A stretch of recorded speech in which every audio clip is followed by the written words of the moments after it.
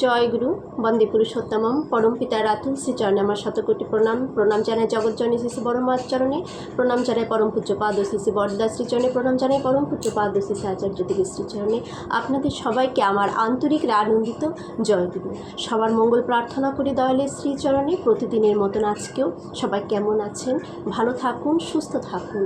ঠাকুর তো সুস্থ থাকার জন্য, আমাদের ভালো থাকার জন্য কত কিছুই বলে গেছেন, কত কিছুই যা আমাদের কাছে একদমই অজানা। আমরা অনেক কিছুই জানি না, আমি অনেক কিছুই জানি না। এখন বিভিন্ন বই পড়ে পড়ে জানতে পারছি যে ঠাকুর কত কিছুই না বলে গেছেন এবং আমাদেরকে দিয়ে গেছেন। তাই কালকেই আমি রাতে পড়ছিলাম, ভাবলাম আজ সকালে এটাই ভিডিও বানিয়ে পোস্ট করব। আমার সাথে সাথে সবাই যেন জানতে পারে এবং সবাই সেটা ব্যবহার করে সেটা কাজে লাগিয়ে যেন সবাই ভালো থাকে, সেটাই আজকে বলবো। আর দেরি না করে আসল কথায় চলে যাচ্ছি। সবাই বুঝেই গেছেন থাম্বনেল দেখে যে কী নিয়ে আলোচনা আজকে হবে, তো সেই বিষয়েই বলছি। ঠাকুরকে অতুলদা জিজ্ঞাসা করলেন, ঠাকুরের সামনে এসে বসে অতুলদা জিজ্ঞাসা করলেন, এগিয়ে এসে বললেন, মাথা আর পেটের ব্যারাম মোটেই সারেই না। শ্রী শ্রী ঠাকুর বললেন, আদা, আমলকি আর থানকুনি পাতা একসঙ্গে বেটে সকালে বিকালে খাওয়া ভালো। তাহলে কি কি খেতে বললেন? আমাদের এই পেটের রোগ কিন্তু ঘরে ঘরে, সবার পেটের সমস্যা, গ্যাস বদহজম হয়ে যাচ্ছে, মুখ টক হয়ে যাচ্ছে, সবার ঘরে ঘরে এটা শোনাই যায় যে এটা খেলে মুখটা টক হয়ে যায়, পেট হেঁপে থাকে, একদম মানে কি বলবো, অম্বল গ্যাস, মুখ দিয়ে ঢেকুর বের হয়, এরকম সবার শোনা যায়। তাহলে এই ওষুধটা কত উপকারী আমরা সবাই নিজেরা জানবো এবং সবাইকে কিন্তু জানাবো। ঠাকুর কি বললেন? আদা, আমলকি আর থানকুনি পাতা একসঙ্গে বেটে নিয়ে সেটা সকাল বিকালে খাওয়া ভালো। সাথে সাথে রোজ সকালে পান্তা ভাতের জল খাওয়ার ব্যবস্থা করতে পারলে আরও ভালো। পান্তা ভাত কিন্তু পেটের জন্য খুবই ভালো। এর আগে আমি একটা ভিডিও পোস্ট করেছিলাম যেখানে পান্তা ভাতের গুণ ঠাকুর বলেছেন যে পান্তা ভাতের জল খাওয়াটা কত ভালো। আর এক কাজ যদি করতে পারেন তো আরও ভালো হয়, রাতে শোবার সময় কয়েক চামচ করে টাটকা মধু জল দিয়ে মিশিয়ে খাওয়ার অভ্যাস করবেন। তাহলে রাতে শোবার সময় ঠাকুর আমাদের এই পেটের প্রবলেমের জন্য কি খেতে বললেন কয়েক চামচ মধু তা জলের সাথে মিশিয়ে আমরা যদি রাত্রে রোজ খেয়ে ঘুমাই তাহলে কিন্তু এটা সবথেকে বড় ওষুধ পেটের জন্য। তাহলে এটা আমরা খেতেই পারি।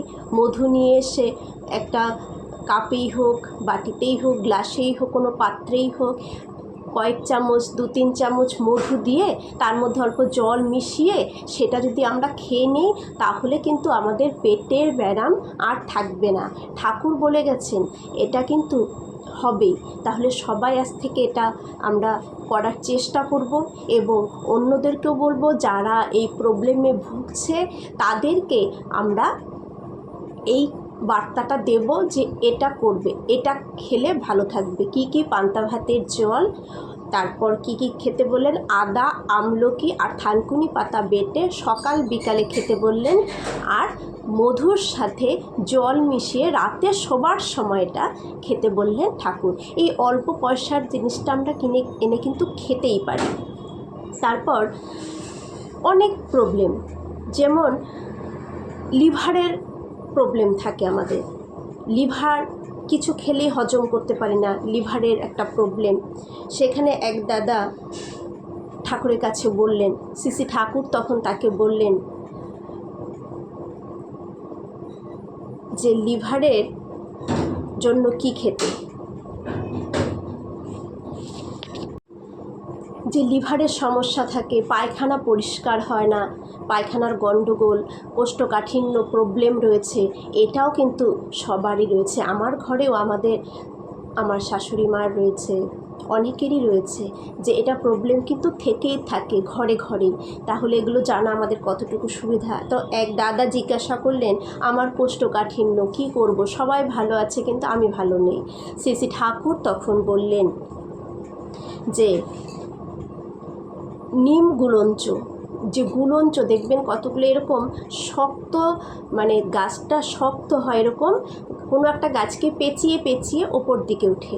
এই নিম গুলঞ্চ রাত্রে থেতো করে জলে ভিজিয়ে রেখে সকালে ওই জলে একটু মধু মিশিয়ে খাবেন, ওতে লিভারের ক্রিয়া ভালো হয়। তাহলে নিম গুলঞ্চ একটু থেতো করে নিতে হবে, একটু থেতো করে সেটাকে জলে রাতে ভিজিয়ে রাখতে হবে, পরদিন সকালে ওই জলটা খেয়ে নিতে হবে। এতে লিভার ভালো হয়, কোষ্ঠকাঠিন্য কেটে যাবে। তাহলে আমরা জানতে পারলাম যে কিভাবে আমাদের এই যে পেটের